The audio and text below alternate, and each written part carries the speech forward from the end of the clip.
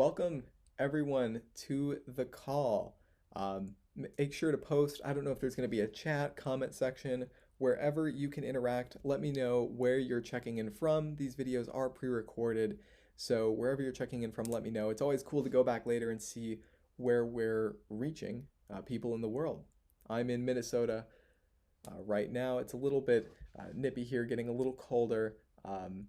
And I think it's about 65 today, which to some people may seem super cold. Some people may seem like weather they wish they had, especially depending on when you're watching this. I know in Minnesota here it gets down into the negative 20s. It did last year um, without wind chill. So it's always crazy going super cold and then super hot in the summer. Cracking. I think it was about 110 this summer. Some crazy high number here, um, but it's always messing with your body, the extreme temperatures here. But let's dive into the training today, the MVP launch formula. So the problem we're going to take a look at is that you don't have an MVP that you can enroll students into. Maybe you have all the pieces of the puzzle, but you don't have an actual product that we can get students enrolled into. And the promise with this training is that I'll give you a short list of 5 key questions to ask around the tech that will help you put together your minimum viable product. So let's take a look at the 5 hot principles for this training. The first one is feedback. Where are you getting feedback or hearing feedback from your community? Is it in Facebook groups? Is it in person? Is it on Reddit? Is it on YouTube? Where are you seeing feedback? Where are you seeing issues in your industry? And how are you addressing these issues? Are you making videos? Are you making infographics? Is it a blog post? What is the media format and method to answering and addressing these questions? And the next tip here, super important, is avoiding shiny objects. This may be a new theme or some fancy styling or something like an AppSumo deal where you end up acquiring a bunch of these puzzle pieces. Where was that the problem? The puzzle pieces, but we don't actually have an MVP. So that's something to avoid, is shiny objects when it comes to putting together your MVP stack. And the next step is monetize. How are people in your industry monetizing? Is it via online courses, online memberships, YouTube with ads? Just examining the monetization methods of people currently in your industry may give you some ideas in the back of your head and help you figure out how you're going to monetize your MVP. And you don't always need to monetize an MVP, but it's always good to have some sort of a paid product, because paying customers versus non-paying customers give a little bit of a different message and a different signal to your business. So understanding monetization options is important for that. The next one is progress over perfection. Are you focused on providing solutions in your industry and providing solutions to students versus making a perfect platform? I'm definitely guilty of this, where I have my whole course recorded and I want to go through and kind of redo it or retweak it, or maybe I should add more animations or something like that. But I just say, you know what, I'm just going to post it. The bottom line is to put ego aside and provide solutions for people. And it's definitely difficult.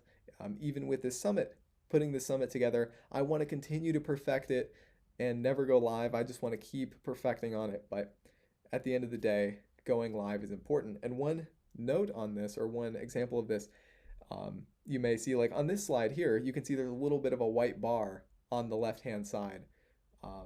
And, that's just something I missed in going for progress over perfection. There's always going to be things like that on your platform that are just slightly off, but making progress, putting content out, is more important than the perfection, especially when going from 0 to 10 and getting an MVP out into the world.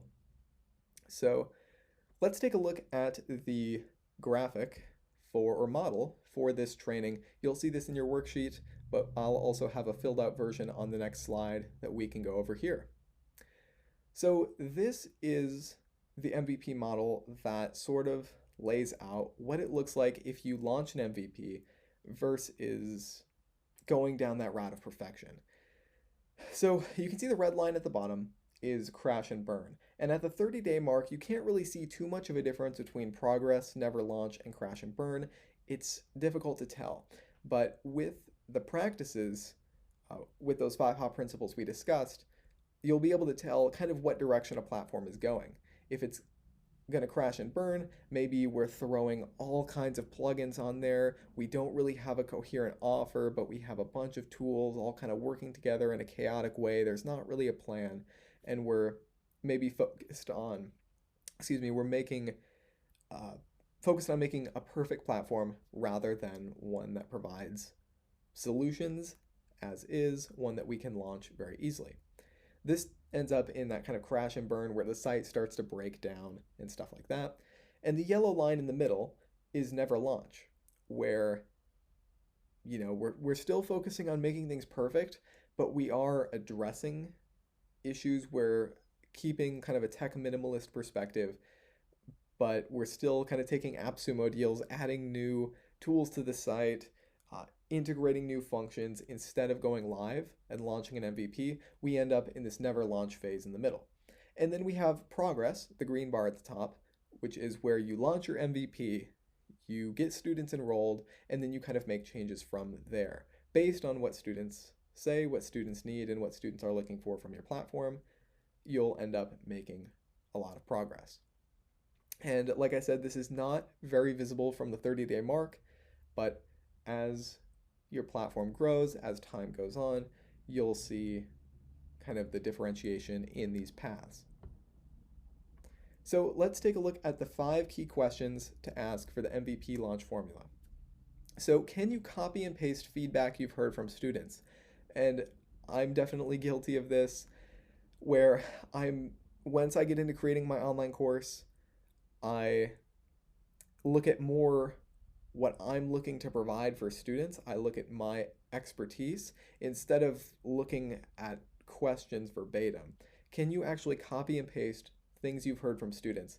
The best way to title your course is to copy and paste a problem that you see somewhere in Facebook or hear from your students directly. If you can actually copy and paste proving that students have actually asked this, it's going to be a great starting point for getting in the mentality of answering questions and figuring out what tools you need for answering the core questions.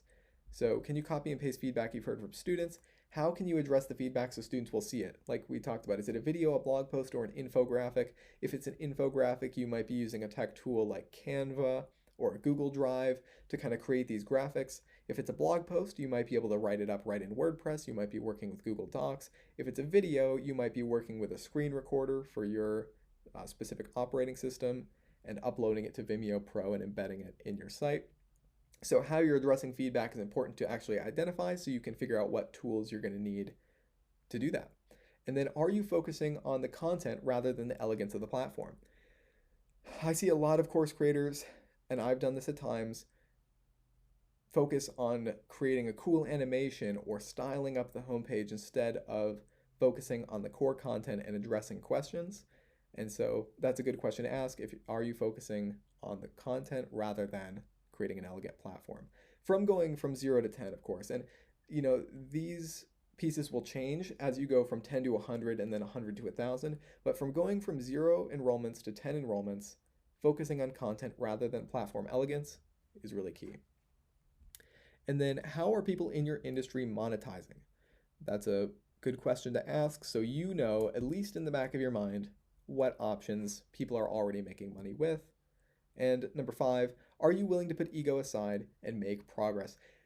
Super tough to do. You will make mistakes, but putting ego aside and making progress is super key. And I'll make sure to add a question mark on this, but there's another progress over perfection thing for you as well, that there's no question mark on question number 5. But yeah, quick bio about me, and that's it for the MVP launch formula. Thanks for joining me in this training. We'll have some other awesome trainings from great experts in the LifterLMS space as a part of this 0 to 10 enroll summit. So I hope you'll stick around and check out those other trainings.